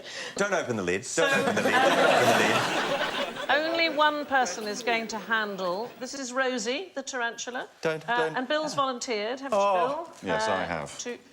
Oh, yes. Oh. What is this one? That's a Mexican red-kneed tarantula. Right, and and this one is a Chilean rose. And she is called Rosie, isn't she? Yeah. Oh. OK. How dangerous are they? I mean, some people are afraid of them. The venom is very mild. Right. So it's equivalent to a... Completely unnatural. Venom and mild. It's similar to bees and wasp stings, so it's a neurotoxin, but it's a low-level neurotoxin. Oh, that's all right. But tell me about like a nettle sting that they can give off from their abdomen, is that right? Yeah, it's called irrigating, and those hairs are like little javelin spears that go in an upward direction, and they're all barbed, so when they hit something like eyes or skin, they stick in. Well, it comes from the Latin for nettle, so presumably it feels a little bit like a nettle sting, is that it does. And do they mind being handled? No, this one's quite used to it and quite enjoys it. Have you known Rosie from the... I've had her for over 20 years, but I don't know how long they'll live. She could live another Very 10, 20 sweet. years? Yeah. But the boys reach sexual maturity and then what? Oh, then they're pretty doomed. Right. They stop feeding, and their whole purpose in life is to try and find females. Yes. And then they'll usually die of starvation. If not, the last female that they mate with generally kills him. Well, I think they're both beautiful. Thank you so much, Mark, for bringing them in, and thank you to Rosie. One of the least effective spies, Britain's Michael Bettany, hired by MI5 in 1982. He once tried to dodge a ticket on a train while drunk, and when a guard chased him, he shouted, "You can't arrest me, I'm a spy." It's so easy to overestimate the efficacy of the double bluff, isn't it? Yes. Well, he later tried to get in touch with the KGB to sell them some documents, and the KGB thought they were being set up, and they informed MI5 of his treachery. So he was just all rubbish. Look, that is the worst Buddy Rabbit you've ever seen.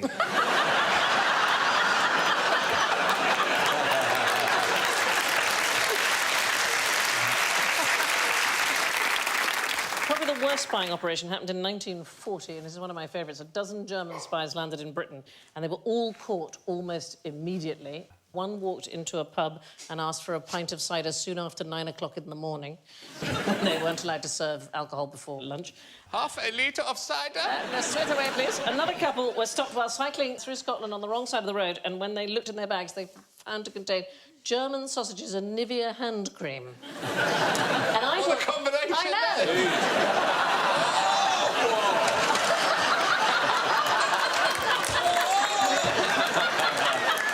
It's 9 o'clock in the morning! I've had a cider, Hans. I thought it was because no British soldier would have hand cream, but it turns out Nivea's German. I didn't know that. Is it? It's German. Oh. One of them spoke no English at all, but the one who spoke English the best said his mission was to find out how the people is living, how many soldiers there are, and all the things. Really, I love that it was a documentary, basically. There are some people who think they were deliberately sent by senior German officers to sabotage the plot because they didn't want to invade Britain. But, That's the Germans for you. At the time. A lot of them have mended their ways since. For our friends in Berlin, Richard's address is... OK, so for this, I'm going to ask Aisling. Please channel Carol Vorderman for me, if you wouldn't mind. So here's a pen. So you've got to hold it up so that everybody can see. Yes. So maybe Alan can help you with that. Well, I think I'm all right. No, I mean, hold it up so that the audience can see what you're writing. Oh, I see what you mean. Yes. Thank God I got this big, strong man with me to carry me this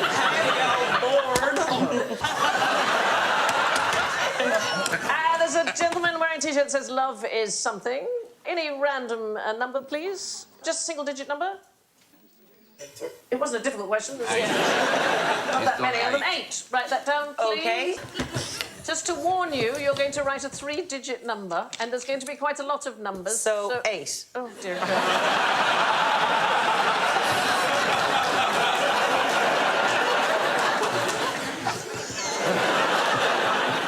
Start again. OK. That was just me having a gentle laugh with you, Sandi. I love it. There is, let's go right up the back, the first row at the very back, the blue shirt at the end. 2, number 2. OK, there we go. Squeaky. Shut up, Debbie McGee. Let's go over here, lady with the patterned top. 7. 827. OK. So what I want you to do now is reverse the digits underneath. Oh, yes. Oh. But that's always going to be 2 in the middle. Yeah, that's fine, that's fine. Keep going. Put it upside down. It's not really complicated, what I'm asking you to do. Yes. Could you now subtract the smaller number from the larger? Right, yeah. OK, so we're going to do this now. So we take 8 from 7, just not possible. I think we all know that. Yes, so we're going to do... Wow. I mean, I'm in the arts, you see. Yeah. So... 9. What? Stop saying no at me in German and tell me what the answer is. 9. Yeah, and then this 9 one again. comes down here, so there's 3 from 9. God. Right. So I need to have 3 numbers, so put a 0 now, please. So we have 3 numbers, OK. Now reverse those digits, please. 0. Always 9. 9, and please could you add them together? So 18. No. So 9 and 0. Start again. 9 and 0 is 9. 9 and 9 is 8. Carry 1. So the answer is... OK, so we've come to 1089. OK, thank you very much. Wow, that was painful. Really painful. What was the number that we had? We had 1089. So, Noel, I'm going to pass you a copy of 1,342 QI facts to leave you flabbergasted. No. Yes. Could you, let's see, 1089, take the 10th word on page 89 and tell me what it is? Yeah. What is it? French. French. Here's the envelope that I did earlier, and there is the word French. No!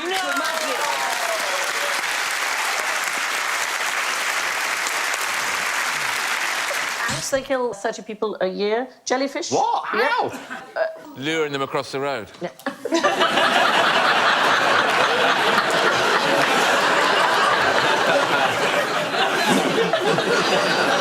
Which do you think is the most dangerous out of all those animals in terms of human deaths? Well, I know hippos are real psychos. Yeah, it is the hippo. It is absolutely. They kill... Psychos!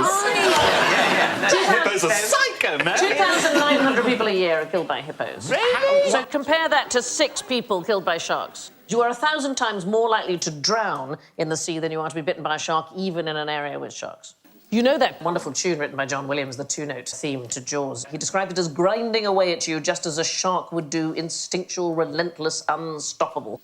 Benchley actually has a shark named after him, Etmopterus benchlei. Not exactly a killer, it's about 30 to 50 centimetres long. Also known as Ninja Lantern Shark. It's fairly recently discovered. It lives off the coast of Central America. We don't have one, obviously, in the studio, but I have a life-size cutout, so it looks like that. That's the size it is in real life? That's the size of the one that Peter Benchley, who wrote Jaws, has got named. That is pathetic. Yeah? This is a shark.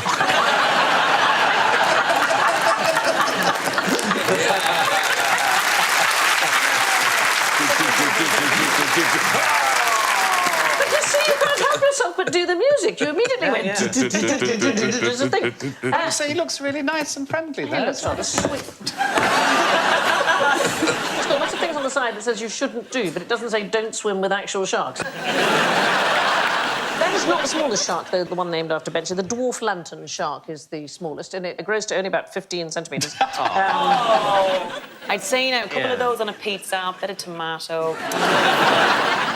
Their stomach organs emit light to camouflage them from creatures below, so it makes them blend into the sunlight that streams from the light above. My favourite shark that I've ever seen was Joe Lycett in a swimming pool in Canada. We were doing gigs out together, and you know your little, like... Oh, yeah? your shark that he does in the pool, but you don't see Joe coming, and then he goes, da-da, da-da, da-da, da-da, da-da.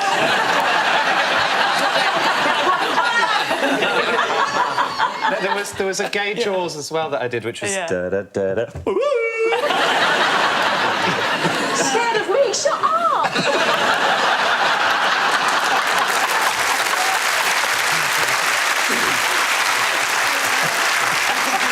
Did you know that female sharks can reproduce without male contact? Did you Finally. know this?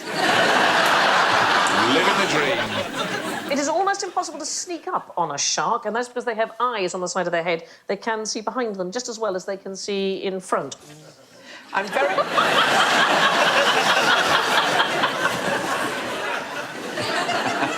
So they've got 2 blind spots, one directly in front of them and one behind. I'm interested that someone has worked out how difficult it is to sneak up on a shark.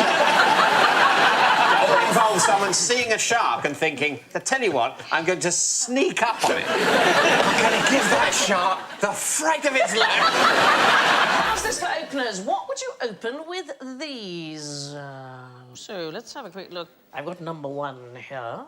Come and have a look. A door? A lock? Or something like well, that? it's going to certainly open something that's difficult to open. A safe? A suitcase? Your heart? That would be a story, I tell you. Is it a device for opening 2 unexploded party poppers? Oh, I want it to be that. Yeah. I see that you're wearing a very fine watch there, Romesh.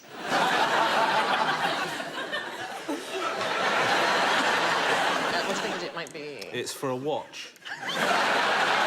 That's why we have you on this show. It's the sharpness of the mind that is so fantastic. Is it... No. No. It's the back case cover opener. Yeah. So, for a With a lady's... simple action, you can get the things closer together or, indeed, further apart. So you could do a lady's watch or a gentleman's watch. And also, you can measure the girth of your penis with that. Maybe you can, mate. You can measure the length of yours with that.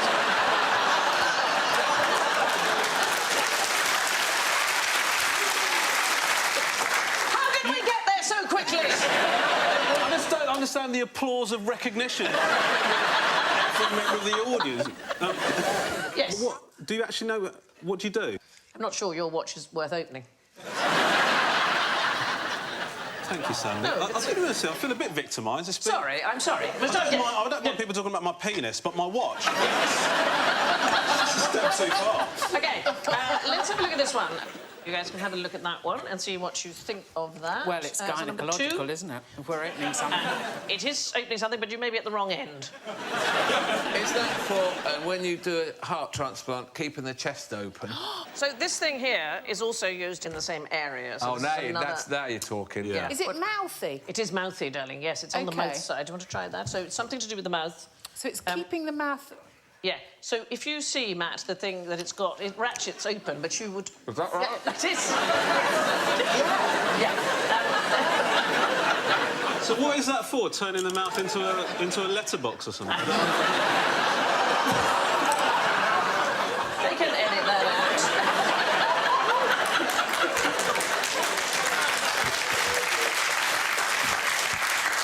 You can't get it out, Sandy. It's a cheek retractor. That's exactly how it works. And so is that... No, so don't put that bit in your mouth, darling. I sound like a school teacher. Don't put that bit in your mouth, darling. Put the black bit into your mouth, so that... Yes, so the middle bit, you put that in. Well, my mouth isn't that big. Well, you've got to close it first, the thing. What, so put that in? Put it around the other way, I think. handling that. The other way? No. I usually have someone who looks after me. And they help me out with things like this. I'm a little overwhelmed at this time. You were heading in the right direction. What, in there? Yes, put that in like that, and then open it up. Yes. And it... Yeah, that's exactly. Put the patient's mouth open while they're having dental treatment. It's the stuff of dreams. It's time for a secret operation. What is the point of a tap in the ocean? That's not a real picture. It isn't a real picture, because in Britain you'd have 2 taps for no reason at all. OK, I don't understand this. So you have a hot tap and you have a cold tap, right? Yes. Well, how's that? So you're trying to wash your hands, and what happens? You put it under the hot tap, you think, oh! And then you have the cold tap,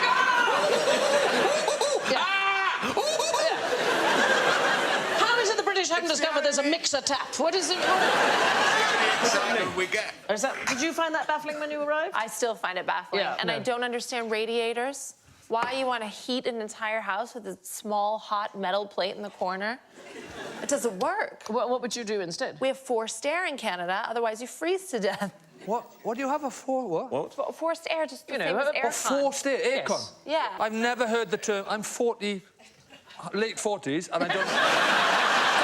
I genuinely didn't know how old I was. I'm not going to bother sitting here working out, but I'm 50 soon, and I've never heard the term forced air. Well, not in that context. I love the fact, Rod, that I'm asking you some quite complicated science questions and you don't know how old you are. I'm about 49. You're about 49. Have you just worked it out? Yeah. I'm so used to saying I'm 50 in a few years. I'm so used to saying that for a moment it's No, the thing is, though, it is quite good to know how old you are. And the producer has just told me in my ear, Rod, that you're 48.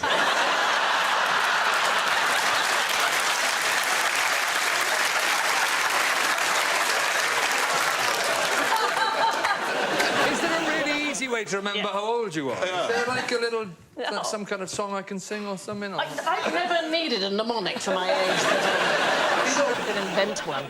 I'm going to come back to what's the point? What's the point? That's the question. I've written one for you. Yeah. I've written one for you. OK, here we go. How about, like, What year are we in today? When my born, just take that away. You don't have to be a whiz. That's how old Rod Gilbert is.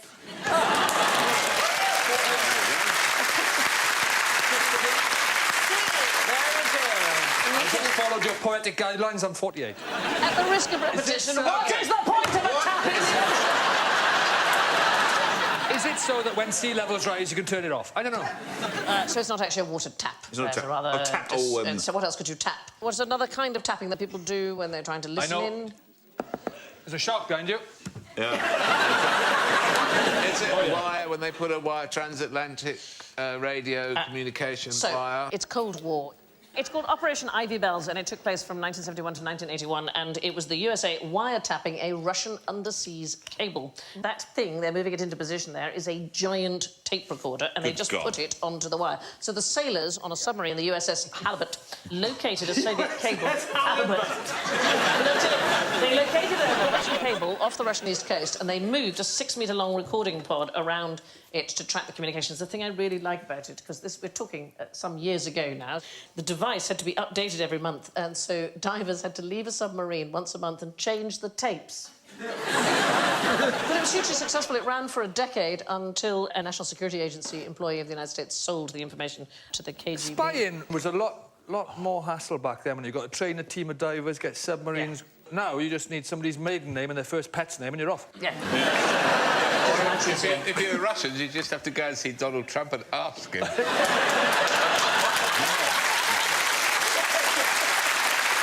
The greatest Wimbledon champion of all time. Andy Murray.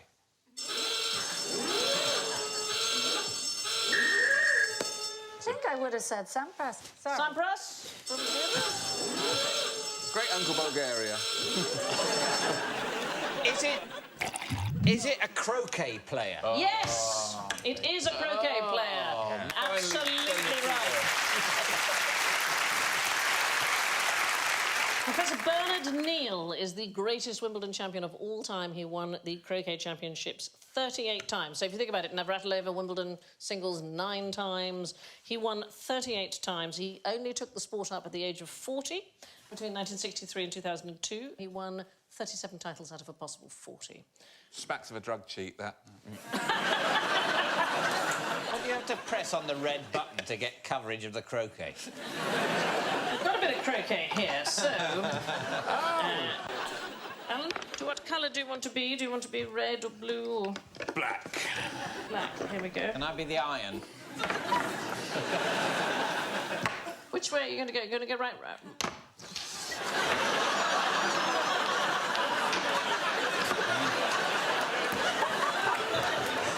I don't know why that's pleased me so much. It went miles. It went miles. That'll be under someone's feet. Croquet was an Olympic sport. It should be still. It was dropped after 1900 because only one person turned up to watch. So. But the reason it's interesting is because the very first women to take part in the Olympics took part as part of the French croquet team. So there were 7 men and 3 women.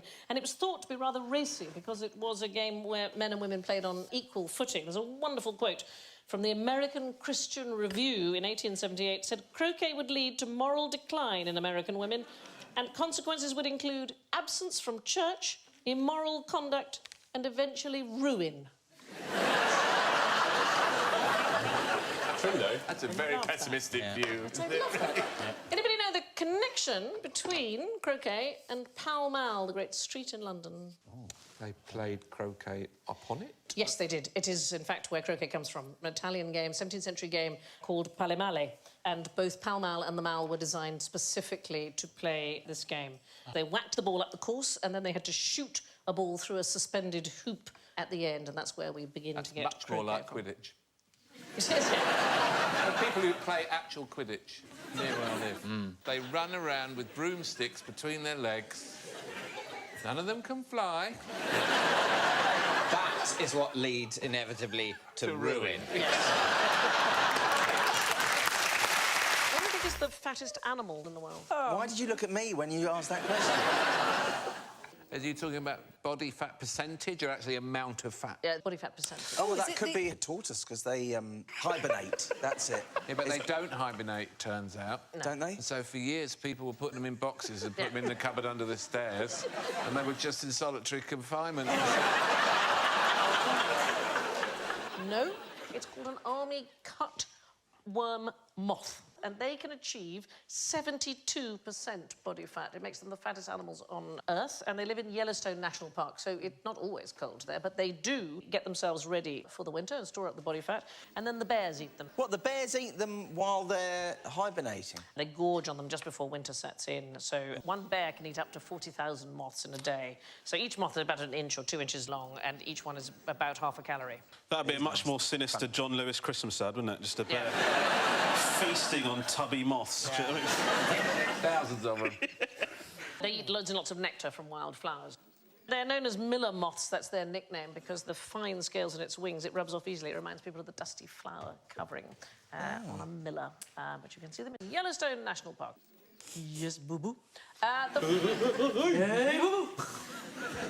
I always thought Yogi and Boo Boo were the right pair of pricks. Like, do you they're supposed to be the heroes. It's just little thieves, just going around robbing, and then we're supposed to support them. You're out of order. Idle thieves. A lot of American humour's about that. Shucksters and shysters and idle thieves. They all like it. They kind of revere that person who doesn't get a proper job but gets by. So they love a criminal. They voted one in, didn't they? Yes.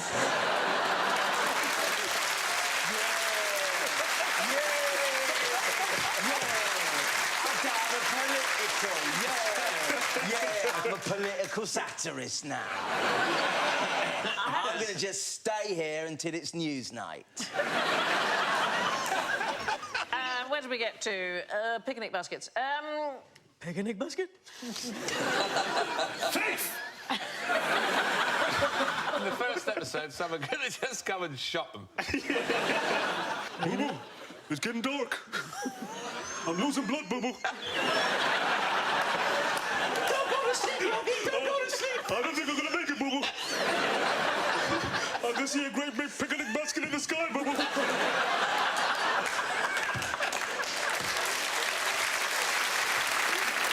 Wow. Next week, funeral. I wish you two were in charge of children's BBC. It has a U, 2 T's and 3 I's. And here we are in its habitat.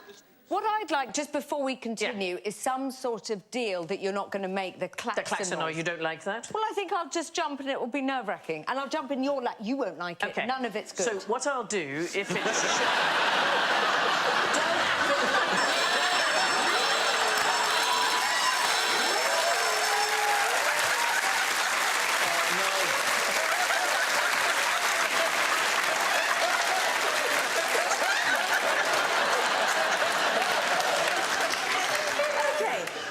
looking for something with a U, 2 T's and 3 I's. Is it a creature with 3 eyes? It is a creature. So there's the beginning. A tuatara. Tuatara, Lizzie, yes, very well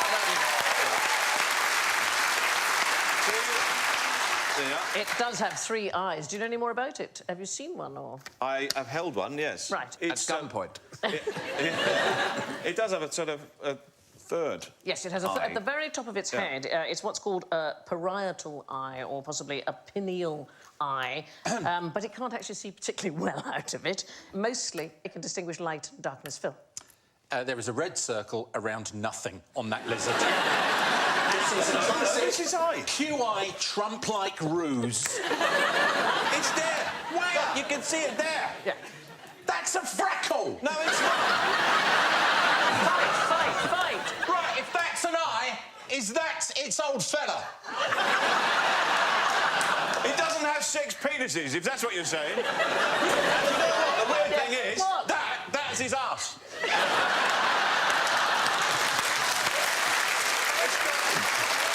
It's got 8 arses. Yeah. It's going to upset you, Phil, but most lizards have a third eye, to a greater or lesser extent. Yeah. You know that. As do lampreys, lots of frogs. Oh, I see. Did you see? That is an eye. Yeah, Yes. See, there. That's it, there. There it is. There's an eye right there. Yeah. Right there. Yes. There's another one there. Look! I've got one! On the arm there! Unbelievable! Unbelievable! What's the worst thing you can catch in the office? Well, I mean, the plague. You imagine how many days off people had during the plague? People are perfectly all right. Yeah, oh, God, plague. Yeah. Pretty bad. What, were they just talking to their hands? They were just... Files disease? Files disease?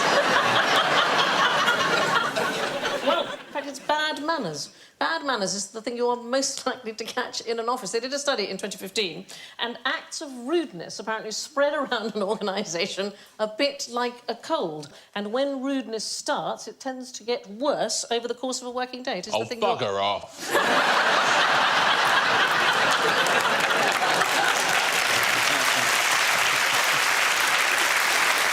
Actually catch bad manners. Well, apparently what happens is if somebody is rude to you, you are more likely to be rude back. So it is one of the things you are most Hence likely the Nazis and things like that. Started in an office. Yeah. Someone being a little bit impolite. Yeah. Over some filing. And suddenly they're in Poland. The next thing... There is lots of bacteria as well. I mean, they did a study of 33 keyboards in an average office, and one of them had 5 times as many germs as the office toilet seat. But I'm always a bit worried about those numbers of germs things, because they say the average kitchen worktop has more germs on it than the average loo seat. To which the obvious response is, well, that's obviously broadly fine then. Yeah. Because we're not all dying. We don't go to the kitchen, have one meal and immediately vomit and vomit and vomit. The toilets are actually quite clean because they are actually cleaned with bleach, which is... I do not think bleach is the perfect product of all time. Because people go to the shops, they buy it, they pour it down the toilet, they flush it away and they go and buy some more. Whoever invented it thought, this is going to make us a fortune. So, Peter, what do you reckon? If you had an all-male office and an all-female office, which one would have more bacteria? Oh, the male. Why? Because they're mankier than us. So, weirdly, that is the scientific answer. They're dirtier and bigger, so they give off more bacteria. But are men dirtier per kilogram? Oh, that's a good question. Deirdre, how dirty are you? And then we'll work it out. I know that men don't wash their hands after they've been in the toilet. There you go. In fact, I was once at Wembley Stadium and I went to wash my hands. And when I got to the sink, there were 3 penises urinated into the sink. No! On their own? I don't really know how it works. They couldn't be bothered to queue for the urinals. They just used the sink where I was trying to wash my hands. And they're here tonight. Did you ever play the Old Comedy Store in Yes, Leicester I Square? played the Old Comedy Store, and the first time I went in the dressing room, Arthur Smith and Paul Merton were in there, and they introduced themselves and into the toilets over there, and it was the sink. Yeah, so there was just a basin in the corner of the room, and they weren't really expecting girls. I was just going to say, not much good for us. No, but, well, Josie Lawrence used to lift me up. Which horny member of royalty is immune from any form of legal prosecution? Yes. Oh. Prince Andrew. It's going to be something with horns? Yes. Is it like a royal cow or something? No, there should be, The I think. royal cow. That's a snail, what you're doing. Brian from Magic Roundabout. Hello. Who was it? Florence and Dougal. And there was the one who's based on Bob Dylan, the rabbit. And he was stoned all the time. Yeah, exactly. It was the 70s.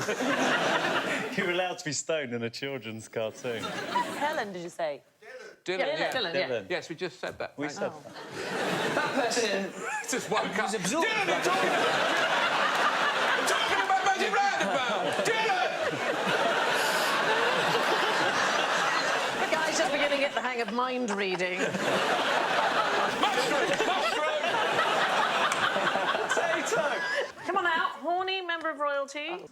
In the context of the occult, Yes. who is a horny royal? The devil. The devil is exactly right. You can't prosecute the devil? No, so, 1971, there was an American called Gerald Mayo attempted to sue the devil, and there is the case. The United States, ex-royal Gerald Mayo versus Satan and his staff. And it was heard by the US District Court for the Western District of Pennsylvania.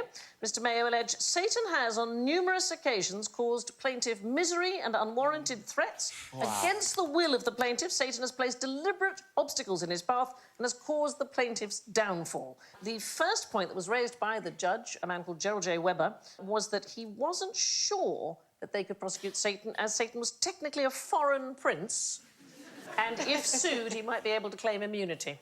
Surely it's a typo. He meant Stan. And in the end, they refused his request because nobody could find an address to serve the Satan the papers. Yes, you have to put it in their hand, don't you? Otherwise it doesn't count. Yeah. Wow. But do you know about the devil's advocate? Do you know about that? As in being one? Well, it's a Roman Catholic thing. Yeah, as in to play devil's advocate. Well, that's where the phrase comes from, but it used to be a proper job, and it was the job of the devil's advocate to argue the case against proposed sainthood. So his job was to say, this person's going to come up to be a saint. I don't think it's a good idea. It was got rid of by Pope John Paul II in 1983, and the number of saints just shot through the roof. Right, I'd like you to act out the opening scene of the classic film All Together Passionately. Sorry, I'm on the wrong show. Yes. I'm happy to do it as long as I can go on top. I think you should speak to Josh. Yeah. As long as you've got a cushion, I'm fine with it. Anybody know? All Together Passionately? It's Great not film. ringing any bells. It is the Italian name, I will tell you, for a very famous film. Tutti insieme appassionatamente. I'll be honest, if anything, I'm further away from the answer. Yeah. OK, if I do this... Passion of the Christ. No, and I'm twirling around on top of an Austrian mountain. Oh, Sound of Music! Sound of Music! It is the Italian name. Is there an Italian phrase for the sound of music? Apparently that's what they called it, All Together Passionately. Oh, no. That sounds like a film you wouldn't watch on a train. Do you watch a lot of films on trains? Lots of them. You have oh, to yes, because you don't fly, so you spend your life on a train. So you have to be very careful sometimes if you have a film with a bit of... naughtiness. Naughtiness. Ooh. Yeah. You have to turn it to the window. Does anybody here cry at movies on planes that you wouldn't normally cry at? Like Paul Blart, Mall Cop? I mean, floods. Not even the movie, sometimes it's a credit card ad. Like, oh my God, she lost her credit. Oh, she got it back. Oh, thank God. So many emotions to handle in one commercial. Well, here's the thing about The Sound of Music. It was so popular in South Korea when it was first released. One theatre owner in Seoul made the film shorter by cutting out all the musical numbers. He could show it more often. Do you know, I've never seen it. Oh, Josh! Oh, really? Never? You never see the... You are 16 going on 17. Yeah, it's like that, but with a tune. And...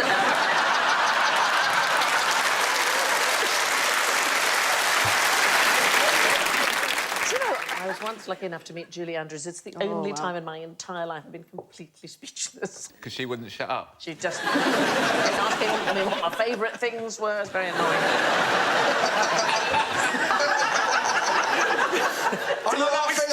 Do you like them tied up with string? I bet you do, girl. I bet you do. What's the deer? What's the female deer? Come on, leave me alone. Do you want to see the goat herd? It wasn't me singing. High on the hill. I'm Maria. I'll be back with you. I'm Maria. Shut up, Julie. God.